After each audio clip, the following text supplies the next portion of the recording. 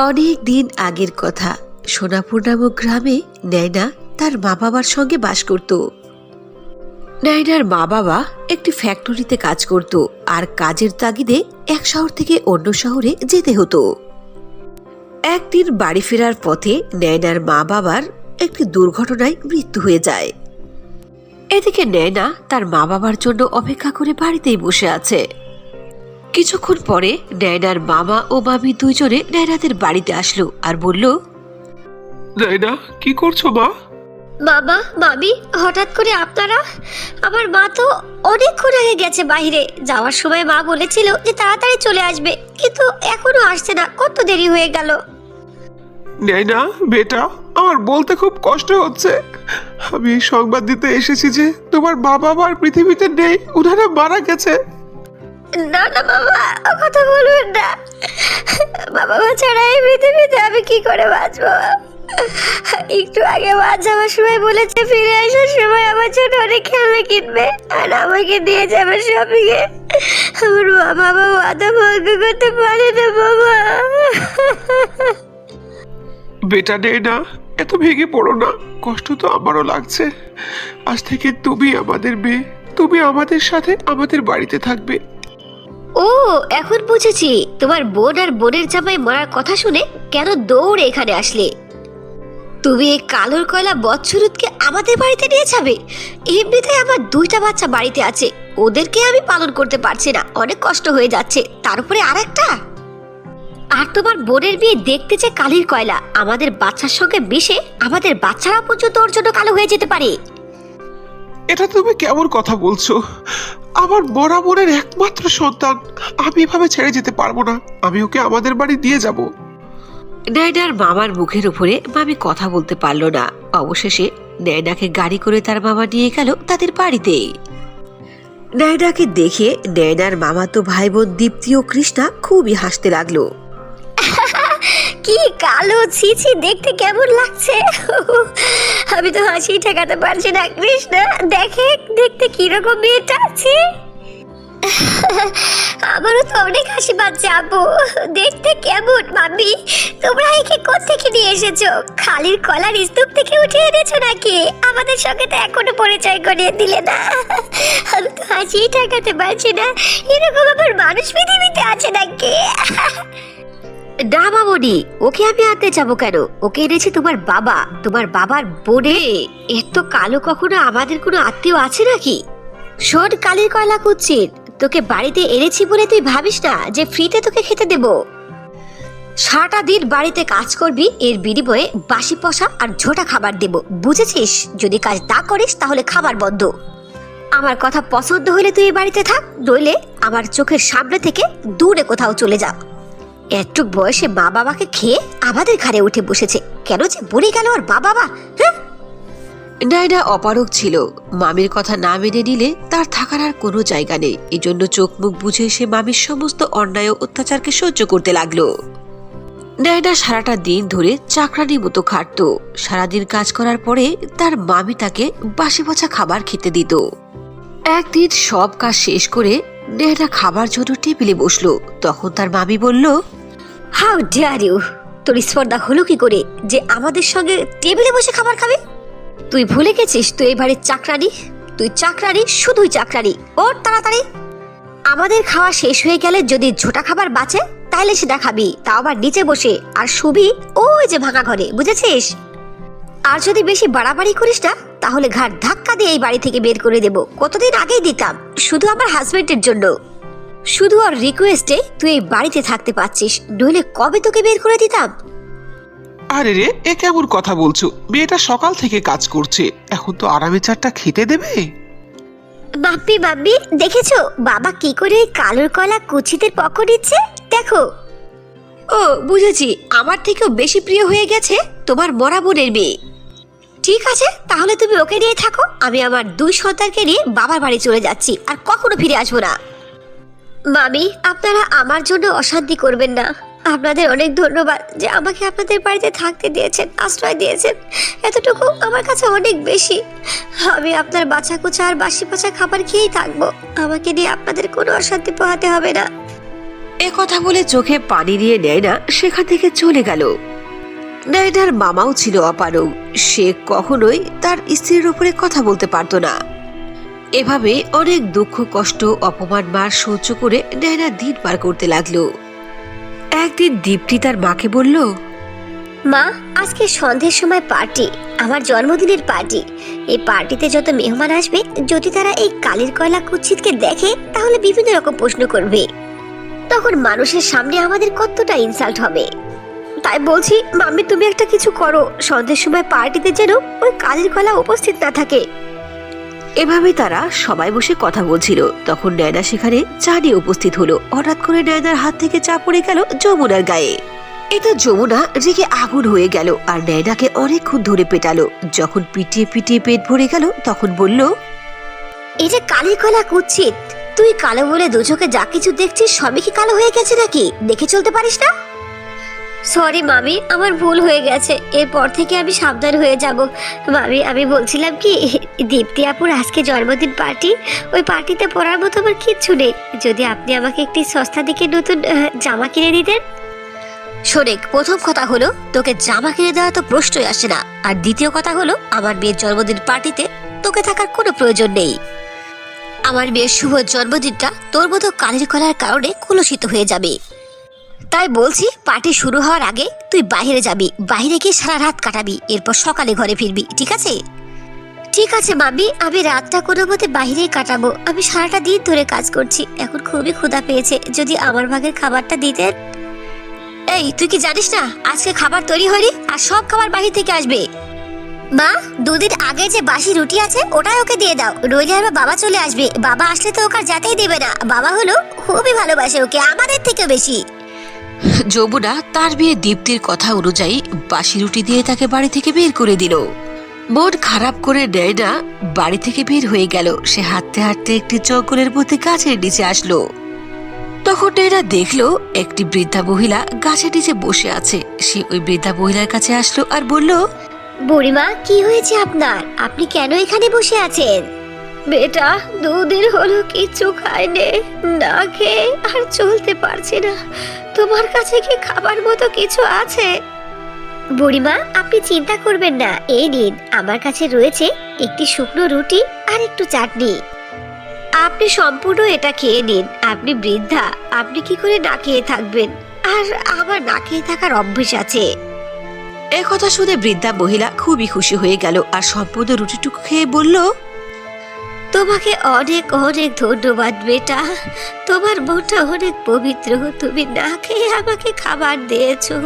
তো তোমার মনটা এত খারাপ কেন?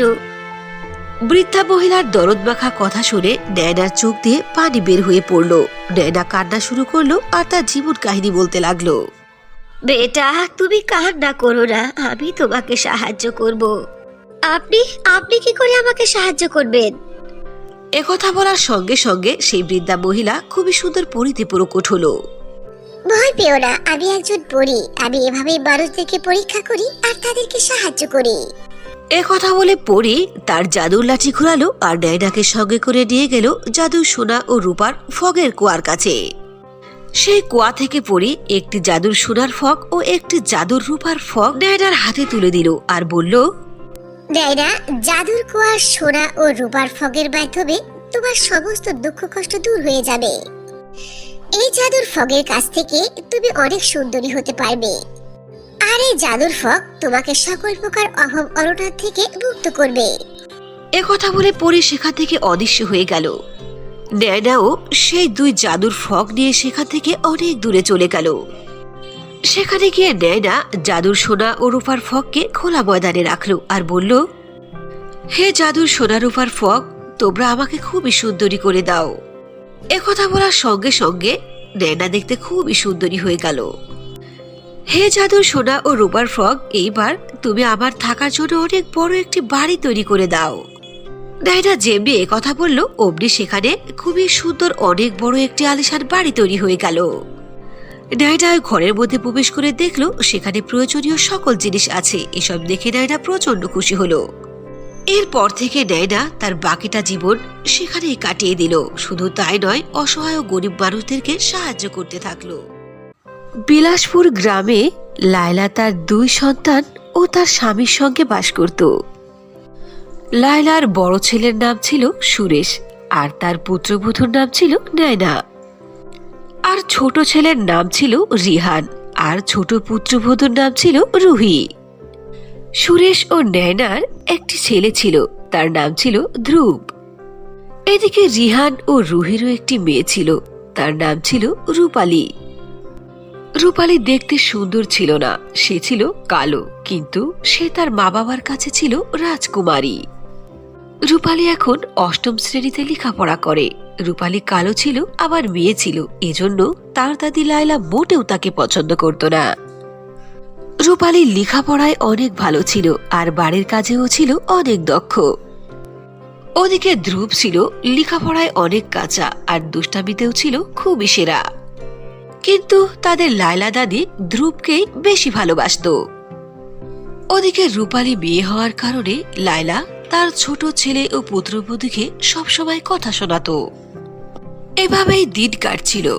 এমনই এক দিনের কথা, রূপালী একদিন তার দাদির কাছে গিয়ে বলল, দাদি, আমি আবার ক্লাসে ফার্স্ট হয়েছি। তো আমি কি করব, তুই ফার্স্ট হয়েছিস তে?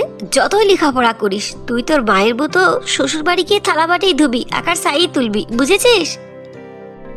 আর আমার ধ্রুব হলো ছেলে, ও লেখাপড়া করুক আর না করুক সব সময় চাঁদের টুকরো। দাদির মুখে একথা শুনে রূপালী খুবই কষ্ট পেল। তখন সেখানে ধ্রুব চলে আসলো। ধ্রুবকে দেখে লায়লা বলল, এই দেখো, আমার মহারাজা চলে এসেছে। ধ্রুব, বলো শোনা, তোমার রেজাল্টের কি খবর? আমি তো ওর রেজাল্ট শুনেছি, এখন তুমি বলো। আমি আশা করি তুমি পুরো ক্লাসের মধ্যে ফার্স্ট হয়েছো, তাই না? না না দাদি, আমি ফার্স্টও হইনি, সেকেন্ডও হইনি, আমি তো ফেল করেছি। ঠিক আছে সোনা, এতে তুমি মন খারাপ করো না। ফার্স্ট হওনি তো কি হয়েছে, এবার ফার্স্ট হওনি, সামনের বার হবা। ঠিক আছে দাদি, আমি তো কোনো টেনশনই করছি না। আমি বাইরে খেলতে যাব। যদি তোমার কাছে কিছু টাকা থাকে তাহলে আমাকে টাকা দাও, টাকা লাগবে। এই যে নাও সোনা, 6 টাকা। উহু দাদি, তুমি এ কি বলছো? 6 টাকায় এই জামানায় কি হয়? আমার তো 500 টাকা লাগবে। তুমি 500 টাকা দাও আমাকে। আচ্ছা ঠিক আছে, এই নাও 500 টাকা। খুশি হয়েছে তো? দাদি ও ধ্রুবের এসব কীর্তিকলাপ দেখার পরে রূপালী তার দাদিকে বলল, দাদি, আমারও টাকা লাগবে। আমি আমার জন্য নতুন একটি ড্রেস কিনবো। এই যে কালির কলা করছি, তুই নতুন জামা কি করবি? 1000 দামি জামা পরলেও তোর কালো চেহারাকে তুই ঢাকতে পারবি না। কালো চেহারা নিয়ে বাহিরে গিয়ে মানুষের মুখ কলুষিত করা বাদ দিয়ে বাড়িতে থেকে ঘরের কাজ কর। বাসায় অনেক কাজ পড়ে আছে, যা এখান থেকে। দাদির মুখে এরকম কথা শুনে রূপালী খুবই কষ্ট পেল। সে কান্না করতে করতে তার মায়ের কাছে গিয়ে বলল, মা, আমি দাদির কাছে গিয়ে বলেছি আমি ফার্স্ট হয়েছি। এরপরও দাদি আমাকে কত কথা শুনিয়ে দিল। দাদি আমাকে একটু ভালোবাসে না মা, আমাকে দেখতে পারে না। আর ধ্রুব ফেল হয়েছে, ও ফেল হওয়ার সত্ত্বেও দাদি ওকে কত ভালো ভালো কমেন্টস করলো, ওকে টাকা দিল। আর আমি জামা কেনার জন্য টাকা চাইলাম বলে দাদি আমাকে অনেক রকম কটু কথা শোনালো। বেটা, ওটা তো তোমার দাদি হয়, দাদি যা বলে ভালোর জন্যই বলে, মন খারাপ করতে নেই মা। তুমি এভাবে সব সময় ক্লাসে ফার্স্ট হবে, আমি অনেক খুশি হয়েছি। বলো, তুমি আমার কাছে কি চাও? আমি অবশ্যই দেব। মা, আমি তোমার কাছে কিচ্ছু চাই না, শুধু তোমার ভালোবাসা চাই। তোমার কাছে সারা জীবন থাকতে চাই মা। তোমার চেয়ে ভালো মা পৃথিবীর কারো নেই। একথা বলে রূপালী কান্না করতে করতে তার মাকে জড়িয়ে ধরল। এরপরে একদিন রূপালী ও ধ্রুব যখন স্কুল থেকে বাড়ি ফিরল, তখন তাদের দাদি লায়লা বলল, চলে এসেছো আমার মহারাজা নাতি, এদিকে এসো। এই দেখো পানি, তুমি হাত ধুয়ে নাও। তোমার জন্য আমি খাবার রেডি করে রেখেছি। দাদি, আমারও ক্ষুধা লেগেছে, আমিও খাবার খেতে চাই। এই যে দেখো, কাল্লো ম্যাডামের কথা শোনো, ক্ষুধা লেগেছে, যা এখান থেকে। তুই তোর মায়ের কাছে গিয়ে খাবার চা, এখানে তোর জন্য কোনো খাবার রেডি করা নেই। দাদির এরকম কড়া কথা শুনে রূপালী খুবই জোরে জোরে কান্না করতে করতে তার রুমে চলে গেল। এভাবেই অনেক কষ্টে রূপালীর দিন কাটছিল। একদিন স্কুল থেকে আসার পর রূপালী বসে বই পড়ছিল। তখন ছিল গরমের মৌসুম। তখন ধ্রুব তার কাছে আসলো আর বিভিন্ন রকম ভাবে তাকে ডিস্টার্ব করতে লাগলো। রূপালী ধ্রুবকে ইগনোর করলো। এরপরেও ধ্রুব রূপালীর নোটবুক নিয়ে এদিকে ওদিকে সেটাতে লাগলো। আরে ভাইয়া, তুমি এমনটা কেন করছো? আমাকে পড়তে দাও। আরে রে, তুই কি ভুলে গেছিস? দাদিনা বলল তুই একটা মেয়ে, লেখাপড়া করে কি করবি? তোকে ওই থালাবাটি মাজতে হবে। সর এখান থেকে। বই খাতা পড়ার টেবিল ছেড়ে রান্নাঘরে গিয়ে রান্না কর। তুই যতই পড়িস কালো ম্যাডাম, তুই কোনোদিন অফিসার হতে পারবি না, বুঝেছিস? আমি কোনোদিন অফিসার হতে পারবো কি না পারবো এ আশায় পড়ছি না। লেখাপড়ার দরকার, জ্ঞানের দরকার, এজন্য আমি লেখাপড়া করছি, বুঝেছো? আর তুমি কোন জামানায় বাস করো? তুমি জানো না এই জামানার মেয়েরা কি করতে পারে? রূপালীর চটচট কথা শুনে সেখানে তার দাদি চলে আসলো আর বলল, ধ্রুব বেটা, এখানে কি হয়েছে? দাদি দেখো, ধ্রুব আমাকে ডিস্টার্ব করছে, আমাকে পড়তে দিচ্ছে না। না না দাদি, রূপালী মিথ্যে বলছে। আমি ওকে ডিস্টার্ব করিনি। আমার নোটবুক, আমি ভেবেছি ওর নোটবুকের সঙ্গে মিশে গিয়েছে, এজন্যই আমি নিতে এসেছি। এই যে কালোর কয়লা কুচ্ছিত বান্দরী কোথাকার, তুই কেন আমার নাতির বই খুঁজে দিচ্ছিস না? ও বুঝেছি, তুই আমার নাতিকে তো হিংসে করিস। আমার তো মনেই নেই। হিংসে করে কোনো লাভ নেই। যতই লেখাপড়া করিস না কেন, কখনো কোনো কিছু হতে পারবি না। মেয়ে হয়ে জন্মেছিস, এই কথাটা সব সময় মনে রাখবি, বুঝেছিস? দাদির এরকম কথা শুনে প্রতিবারের মতো এবারও রূপালী কান্না করতে করতে বাড়ির বাহিরে চলে গেল। রূপালী কান্না করতে করতে একটি জঙ্গলের মধ্যে চলে গেল আর গাছের নিচে বসে খুবই কান্না করতে লাগলো। যখনই দাদি আমার কাছে আসে তখনই আমাকে অপমান করে। মেয়ে হয়ে জন্ম নিয়ে আমি কি ভুল করেছি? মেয়ে হয়েছে, এতে আমার কি দোষ? রূপালী খুবই কান্না করতে লাগলো। তখন হঠাৎ করে রূপালী একটি আওয়াজ শুনতে পেল। রূপালী, তুমি কান্না করো না। কান্না করার দ্বারা যদি সবকিছুর সমাধান হতো, তাহলে পৃথিবীর সবাই শুধু কান্নাই করতো। আরে রে, কে কে? এখানে তো আমি কাউকেও দেখতে পাচ্ছি না। কে কথা বললো? আরে আরে, ভয় পেও না, আমি। আমার আওয়াজ তুমি শুনতে পাচ্ছ?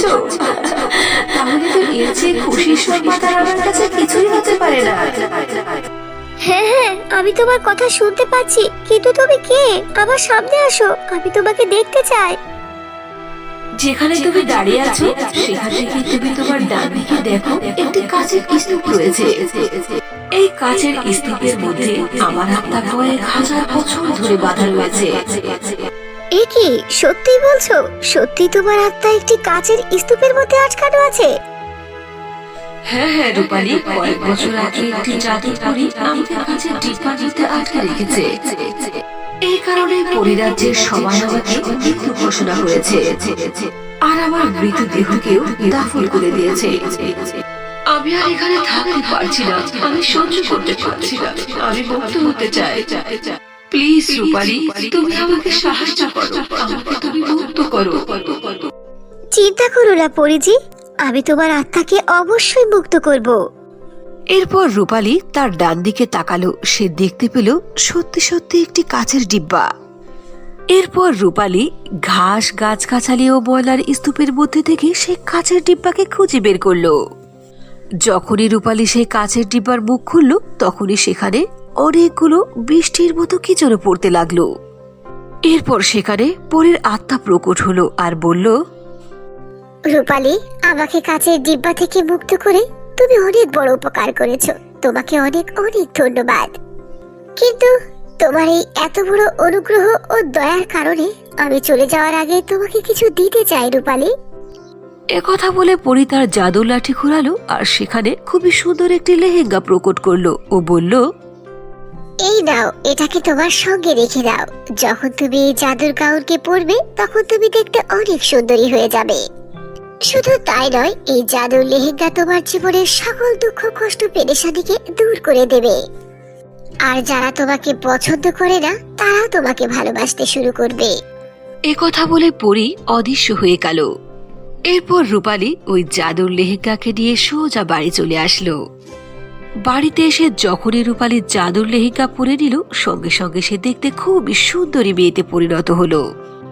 রূপালীকে এত সুন্দর হতে দেখে পরিবারের সবাই খুবই আশ্চর্য হয়ে গেল আর রূপালীকে এর কারণ জিজ্ঞেস করলো। কিন্তু রূপালী তার মা বাবাকে ছাড়া পরিবারের কাউকে এই সংবাদ সম্পর্কে কিছুই বলল না। পরের দিন সকালে তাদের দাদি সবাইকে খাবারের জন্য ডাকলো। সবাই টেবিলে বসে খাবার খেতে লাগলো। রূপালী ও জাদুর লেহেঙ্গা পরে বসলো খাবার খাওয়ার জন্য। রূপালীকে দেখতে অনেক সুন্দর লাগছিল। পরিবারের সবাই রূপালীর দিকে হা করে তাকিয়েছিল। শুধু তাই নয়, রূপালীকে দেখে সবার মনের মধ্যে ভালোবাসা সৃষ্টি হয়ে গেল। এরপর থেকেই পরিবারের সবাই রূপালীকে ভালোবাসতে লাগলো। তার দাদি সব থেকে বেশি ভালোবাসতে শুরু করলো। এভাবে মৃত পরীর আত্মার দেওয়া জাদুর লেহেঙ্গার মাধ্যমে রূপালীর জীবন সুখে শান্তিতে ভরে উঠল। ভীমপুর নামক গ্রামে শীতল ও কাজল নামে দুই বোন বাস করত। কাজল ছিল দেখতে খুবই কালো, আর তার চেহারার উপরে ছোট ছোট দাগও ছিল। কাজল দেখতে কালো হলেও তার ব্যবহার আচার ছিল খুবই মার্জিত। কাজল সব মানুষের সাথে বিনয় ও ভদ্রতার সাথে কথা বলতো। ওদিকে কাজলের আপন ছোট বোন শীতল ছিল খুবই সুন্দরী। সে দেখতে যেমন সুন্দরী ছিল, তার সুন্দরের অহংকারও ছিল খুবই বেশি। শীতল মনে করত তার চেয়ে বড় আর তার চেয়ে সম্মানী পৃথিবীতে আর কেউ নেই। সে তার বোন কাজলকে খুবই কটু কথা শোনাতো তার কালো রঙের কারণে। মা মা, তুমি তো দেখতে ফর্সা, বাবাও হ্যান্ডসাম, আর আমার গায়ের রং তো একেবারে দুধে আলতা। কিন্তু আমি একটা ব্যাপার বুঝে পাই না, তুমি কি কাজলকে কোনো আলকাতরার গ্রামের ভেতর থেকে তুলে এনেছিলে নাকি? আমাদের পরিবারকে গ্রহণ লাগানোর জন্যই হয়তো ওই পরিবারে এসেছে। ওকে বড় বোন বলতে আমার লজ্জা করে মা। মানুষের সামনে ওর কারণে আমার অনেক ইনসাল্ট হয়। শীতল, মুখ সামাল করে কথা বলো। কাজল তোমার বড় বোন। যত বড় মুখ নয় তত বড় কথা। লেখাপড়ার দিকে নাই, কাজের দিকে নাই, সব সময় অহংকার করবে, আর বড় বোনকে এরকম কটু কথা শোনাবে। বেয়াদব মেয়ে কোথাকার। মা, আমি তো সত্য কথাই বলছি, আমি তো কোনো মিথ্যে বলিনি। তাহলে আমি অন্যায়টা করলাম কোথায়? কালোকে কালো বলবে না তো কি বলবে? কাজলকে যদি তোমার এতই ভালো লাগে, তাহলে ওই কালো কাওয়াকে তোমার গলায় ঝুলিয়ে রাখো সব সময়। আমাকে বাড়ি থেকে বের করে দিলেও কখনো আমি ওকে বড় বোন বলে স্বীকার করব না। অবশেষে শীতলের মা শীতলের গালে থাপ্পড় মারল। থাপ্পড় খেয়ে মন খারাপ করে শীতল সেখান থেকে চলে গেল। মা, কেন তুমি শীতলকে থাপ্পড় মারলে? আমি কালো, এই জন্য তো কালো বলেছে। দেখেছো মা, বাড়িতে শীতল যেমন আমাকে নিয়ে এরকমটা করলো, বাহিরেও সব মানুষের অপমান শুনতে হয়। সব সময় কতবার সহ্য করা যায়? বেটা কাজল, তুমি কান্না করো না। কে বলেছে তুমি সুন্দর নয়? তোমার মন অনেক পবিত্র। এই দুনিয়াতে যার মন বড়, মন ভালো, সেই তো সুন্দর। মা, তোমার এই ধারণা ভুল। হয়তো তুমি আমাকে ভালোবাসো, তাই আমার মন রক্ষার জন্য এই কথা বলছো। আমি জন্মের পর থেকে দেখে আসছি, ওপরের সৌন্দর্যই তো হলো আসল সৌন্দর্য। ভেতরের মনের সৌন্দর্যটাকে কেউ দেখতে চায় না, কেউ বুঝতে চেষ্টা করে না। একথা বলে কাজল তার মাকে জড়িয়ে ধরল আর অনেকক্ষণ ধরে কান্না করলো। পরের দিন কাজল স্কুলে যাচ্ছিল। রাস্তার মধ্যে শীতল ও তার কিছু বান্ধবী মিলে কাজলের রাস্তা আটকে দাঁড়ালো। কিরে শীতল, এটা তোর বোন কাজল না? দেখেছো, এক বোন কেমন পূর্ণিমার চাঁদ, আর আরেক বোন অমাবস্যার কালো রাত। তুই ঠিকই বলেছিস। দেখছিস কাজল ঠোঁটের উপরে কেমন লাল লিপস্টিক লাগিয়েছে? মনে হচ্ছে একেবারে রাক্ষসী ডাইনি ভূত। অন্ধকারে কেউ দেখলে তো ভয় পেয়ে যাবে, আর 3-4 দিন তার ভয়ে ঘুমিয়ে আসবে না। কোনো বাচ্চারা দেখে চিৎকার করে উঠবে রে। আমার তো হাসি থামছে না। শীতল, বাচ্চারা কি ভয় করবে? আমারই তো ভয় করছে। তোর বোনকে বলবি ও যেন বাড়ি থেকে বের না হয়। এই মেয়ে, তোমার লজ্জা করে না রাস্তায় বের হতে এরকম চেহারা নিয়ে? যাও, বাড়িতে যাও। শীতল ও তার বান্ধবীদের অপমান শুনে কাজল খুবই কষ্ট পেল। কাজল কান্না করতে করতে স্কুলে যাওয়া বাদ দিয়ে বাড়ি ফিরে আসলো। হে খোদা, যদি আমাকে একটু সুন্দর বানাতে, তাহলে তোমার কি ক্ষতি হতো? আজ কত অপমান সহ্য করতে হচ্ছে। কালো হয়েও নিজের বোনকে সান্ত্বনা দিয়ে এভাবে বেঁচে থাকার চেষ্টা করি, কিন্তু মানুষ তো আর বেঁচে থাকতে দেয় না আমাকে। কাজলের মনে অনেক কষ্ট, তবুও কাজল সুসাইড করে না পরকাল ভেবে। কাজল সবসময় চুপি চুপি কান্না করত আর চোখের পানি মুছত, যাতে তার মা বাবা দেখতে না পায়, কারণ তার মা বাবার এমনিতেই তাকে নিয়ে অনেক টেনশন। আস্তে আস্তে কাজল অনেক বড় হয়ে গেল, বিয়ের বয়স হয়ে গেছে। কাজলের জন্য পাত্রপক্ষরা দেখতে এসে সেখানে অপমান করে চলে যেত। এ নিয়ে কাজলের বাবা মা অনেক চিন্তিত ছিল। কাজলও এই বিষয় নিয়ে অনেক চিন্তায় ছিল। এভাবেই দুঃখে কষ্টে কাজলের দিন কাটছিল। একদিন শীতল তার কিছু বান্ধবীদেরকে নিয়ে জঙ্গলের মধ্যে হাঁটছিল। ফ্রেন্ডসরা, তোরা শোন, আমি ভাবছি কি জানিস, আমাদের বাড়ির পাশে এই যে জঙ্গল না, জঙ্গলের ওপাশে একটি কালো পাহাড় আছে, ওখানে একটি গহীন কূপ আছে। আমি এটা ঠিক করেছি, আমার বোন কাজলকে সাথে করে এনে এই কূপের মধ্যে ওকে ফেলে দেব, সারা জীবনের জন্য ওকে শেষ করে দেব। ওই কালো কাওয়াটার সঙ্গে একই ছাদের নিচে আমার আর থাকতে ইচ্ছে করে না, ওর জন্য আমার অনেক ইনসাল্ট হয়। শীতল তার বান্ধবীদেরকে নিয়ে জঙ্গলের মধ্যে হাঁটছিল আর তার বোন কাজলকে জানে শেষ করে দেওয়ার জন্য প্ল্যান করছিল। হঠাৎ করে তারা দেখতে পেল কি যেন অনেক দূরে চিকচিক করছে। তারা সেখানে গিয়ে দেখলো একটি আয়না চকচক করছে। তখন আয়নার মধ্যে থেকে আওয়াজ আসলো, শোনো মেয়েরা, আমি হলাম পরীর জাদুর আয়না। পরী আমাকে নিয়ে পরীর কাছে যাচ্ছিল, হঠাৎ করে পরীর হাত ফসকে আমি এখানে পড়ে গেছি। তোমরা যদি আমার কথা শোনো তাহলে পৃথিবীর মধ্যে সবচেয়ে সুন্দরী মেয়ে হয়ে যেতে পারবে, আর পৃথিবীর মধ্যে অনেক ধনী হবে, যেরকম ধন সম্পদ আর কারো নেই। এ কি বলছো পরীর জাদুর আয়না? সত্যি অনেক ধনী হতে পারবো আর অনেক সুন্দরী হয়ে যেতে পারবো? তাহলে বলো আমাদেরকে কি করতে হবে? 3 বার আমার আয়নার দিকে তাকিয়ে বলো, হে জাদুর আয়না, আমাকে পৃথিবীর সবচেয়ে সুন্দরী মেয়েতে পরিবর্তন করে দাও আর আমাকে অনেক ধন সম্পদ দাও, তাইলেই দেখবে কি চমৎকার হয়। শীতল ও তার বান্ধবীরা সবাই মিলে জাদুর আয়নার কথা মতো 3 বার এই মন্ত্রটা পড়ল। আয়নার মধ্যে তাকিয়ে এটা পড়ার সঙ্গে সঙ্গে শীতল সহ তার সব বান্ধবীরা একেবারে বুড়ি কুৎসিত হয়ে গেল। তারা ধনী হওয়া তো দূরের কথা, তাদের জামাগুলো একেবারে পুরনো ও জীর্ণশীর্ণ ছেঁড়া হয়ে গেল। তারা অনেক কান্নাকাটি করলো, কিন্তু জাদুর আয়না তাদেরকে পূর্বের রূপে ফিরিয়ে দিল না।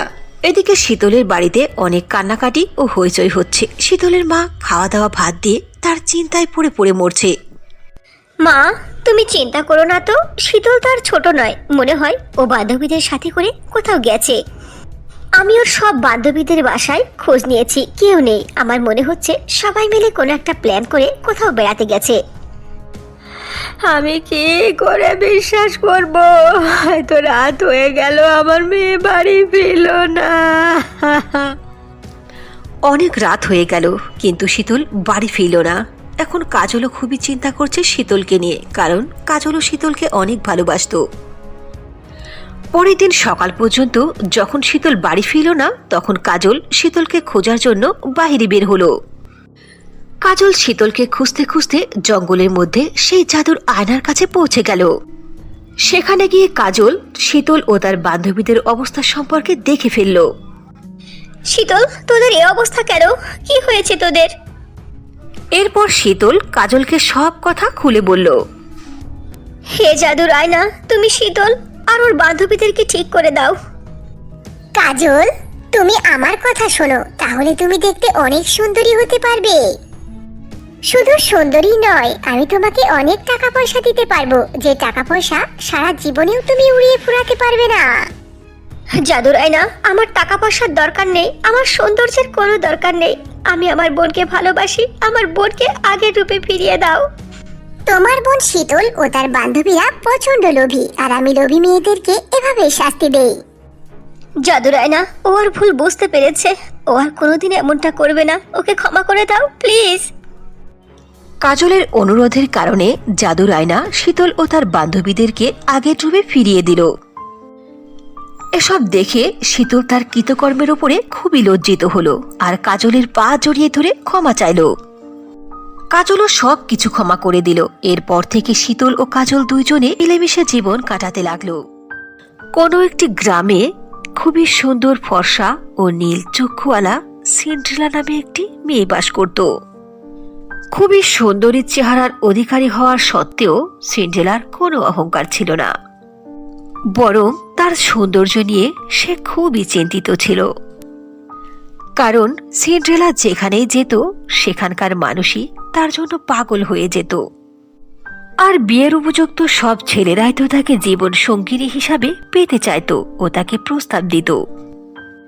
এসব দেখতে দেখতে বিরক্ত হয়ে সিন্ড্রেলা তার নিজের প্রতি অনেক রাগ করত। একদিন সিন্ড্রেলা মার্কেটে যাচ্ছিল কিছু জিনিস কিনতে। ওই সময় রাস্তার মধ্যে কিছু ছেলে সিন্ড্রেলার পিছু লেগে গেল। সিন্ড্রেলা বিরক্ত হয়ে তাদেরকে বলল, শোনো, তোমাদের স্পষ্ট বলে দিচ্ছি, এরপরও যদি তোমরা আমার পিছু পিছু আসো না, তাহলে কিন্তু তোমাদের ভালো হবে না। এ কথা বলে সিন্ড্রেলা রাখতে রাখতে বাড়িতে চলে আসলো। তখন সিন্ড্রেলার মা মারিয়া বলল, কি হয়েছে সিন্ড্রেলা, তুমি এত রেগে আছো কেন? মা, আমি একেবারে পেরেশান হয়ে গেছি। যখনই আমি বাইরে যাই তখনই মানুষ আমাকে ঠিক থাকতে দেয় না, আমার পিছু লেগে যায়। আরে মামুনি, মেয়েরা তো সুন্দরী হওয়ার জন্য না জানি কি কি করে, আর তুমি তো আল্লাহর পক্ষ থেকে সৌন্দর্য পেয়েছো, আর তুমি বিরক্ত হচ্ছ কেন? মা, এটা মানে আমি একথা বোঝাতে চাচ্ছি না যে আমি সৌন্দর্যের প্রতি অনীহা করি অথবা অপছন্দ করি। সৌন্দর্য আমারও অনেক পছন্দ। আয়নার সামনে দাঁড়িয়ে সাজুগুজু করতে আর নিজেকে স্মার্ট রাখতে আমিও চাই, কিন্তু আমি চাই কি জানো মা, যে মানুষ আমাকে পছন্দ করবে আমার যোগ্যতা দেখে, আমার আচার ব্যবহার দেখে, রূপ দেখে নয়। এটা তো অনেক ভালো কথা সিন্ড্রেলা মামনি। আমার মেয়েকে দেখে সব মানুষ একেবারে দেওয়ানা। দেখবে একদিন অনেক বড় ঘর থেকে আমার মেয়ের জন্য বিয়ের প্রস্তাব আসবে। না না মা, আমি বিয়ে করতে চাই না। আমি তো আগে নিজের পায়ে দাঁড়াতে চাই। কিন্তু বেটা, টাকা পয়সা ইনকাম করার কি দরকার? আমাদের তো আল্লাহ সবকিছু দিয়েছে। তোমার বাবা মৃত্যুর আগে আমাদের জন্য সবকিছু করে গেছে, টাকা পয়সা দিয়ে কি করবা? না না মা, তবু আমি যতদিন না ভালো কোনো চাকরি পাচ্ছি ততদিন কোথাও বিয়ে করব না। তোমাকে বোঝানো আর না বোঝানো দুটোই সমান। কিন্তু শুনে রাখো, আমার মৃত্যুর আগে আমি কিন্তু জামাই দেখতে চাই। এরপরও সিন্ড্রেলা তার মায়ের কথাকে ডিনাই করে তার ঘরে চলে গেল। পরের দিন সকালে ঘুম থেকে উঠে সিন্ড্রেলা বের হলো তার চাকরির সন্ধানে। তখন ওই এলাকার সবচেয়ে ধনী ব্যবসায়ীর ছেলে জ্যাকি সিন্ড্রেলার পিছু করল। জ্যাকি সিন্ড্রেলার পথ আটকে দাঁড়িয়ে বলল, হাই বিউটিফুল, কোথায় যাচ্ছ? যেখানে যাচ্ছ আমাকে সাথে নিয়ে যাও না। জ্যাকের কথা শুনে সিন্ড্রেলা তার গালে অনেক জোরে থাপ্পড় বসিয়ে দিল আর বলল, হাউ ডিয়ার ইউ! যদি এরপরে কখনো কোনোদিন আর আমার রাস্তা আটকে দাঁড়াও, তাহলে আমার চেয়ে খারাপ আর কেউ হবে না। সিন্ড্রেলা, আমাকে থাপ্পড় মেরেছ, এতে আমার কোনো দুঃখ নেই। তুমি আমার ভালোবাসাকে গ্রহণ করো, এই গোলাপ ফুলের ভালোবাসা নাও। এরপরেও সিন্ড্রেলা জ্যাকের দেওয়া গোলাপ ফুল ছুঁড়ে মারল আর সেখান থেকে চলে গেল। সিন্ড্রেলার এরকম আচরণ দেখে জ্যাক রেগে গেল আর বলল, সিন্ড্রেলা, একদিন না একদিন আমাকে তোমার স্বামী হিসাবে মেনে নিতেই হবে। আমি সে অপেক্ষায় থাকলাম। ওদিকে সিন্ড্রেলা সেখান থেকে গোটা এলাকা শহর ঘুরছিল আর চাকরির সন্ধান করছিল। হঠাৎ করে সিন্ড্রেলা শুনতে পেল রাজ্যের সৈনিক ঘোষণা করছে, শোনো শোনো শোনো, এই রাজ্যের বীর ভানু প্রতাপ রাজা ঘোষণা করেছে তার রাজ্যের অ্যাকাউন্ট দেখাশোনা করার জন্য এই রাজ্যের যোগ্য কোনো এক ব্যক্তির প্রয়োজন, চাই সে ছেলে হোক অথবা মেয়ে হোক। যে যে এই চাকরির জন্য নিজেকে উপযুক্ত মনে করবে, আগামীকাল সে গিয়ে দেখা করবে রাজা ভানু প্রতাপের সঙ্গে। সিন্ড্রেলা এই ঘোষণা শোনার পরে সে খুশিতে নাচতে আরম্ভ করলো আর বলল, আরে আরে, এই তো চাকরির একটা সুবর্ণ সুযোগ। আমি এই সুযোগকে হাতছাড়া করব না। আমি এই চাকরিতে ইন্টারভিউ দেব। ইনশাল্লাহ আমি এই চাকরিটা পেয়ে যাব। আমি মাকে যেয়ে বলি। এটা ভেবে সিন্ড্রেলা মনের আনন্দে বাড়িতে গেল আর তার মাকে সব কথা খুলে বলল। মা, তুমি দেখো, এই চাকরিটা আমার হয়ে যাবে আর আমি মন দিয়ে চাকরি করব। কিন্তু সিন্ড্রেলা, আমার তো মনে হচ্ছে রাজা ভানু প্রতাপ তোমাকে এই চাকরি থেকে বাদ দিয়ে দেবে। কিন্তু কেন মা? কারণ রাজা ভানু প্রতাপ যখনই তোমাকে দেখবে তখনই প্রস্তাব নিয়ে সোজা আমার বাড়িতে আসবে। আর আমার এই কথাটা যেন সত্যি হয় খোদা। মা, কিসের প্রস্তাব নিয়ে আসবে? আমি তো কিছুই বুঝতে পারছি না। কেন সিন্ড্রেলা, তুমি কি জানো না যে রাজা ভানুপ্রতাপের বিয়ের উপযুক্ত একটি ছেলে আছে? যখনই রাজা ভানুপ্রতাপ তোমাকে দেখবে, সে তার ছেলের জন্য তোমাকেই পছন্দ করবে। ওহো মা, আমি তোমাকে কতবার বলবো যে আমি বিয়ে করব না। দেখো, রাজা ভানুপ্রতাপ আমার যোগ্যতা দেখে আমাকে চাকরিতে জয়েন করে নেবে। একথা বলে সিন্ড্রেলা সোজা তার রুমে চলে গেল আর ভাবতে লাগলো আগামীকাল রাজা ভানুপ্রতাপের সামনে সে নিজেকে কিভাবে প্রেজেন্ট করবে। পরের দিন রেডি হয়ে মুখে মাস্ক পরে সিন্ড্রেলা রাজদরবারে উপস্থিত হলো। সিন্ড্রেলা সেখানে গিয়ে দেখলো অনেকেই সেই চাকরিটার আশায় রাজদরবারে উপস্থিত হয়েছে। রাজা ভানুপ্রতাপ এক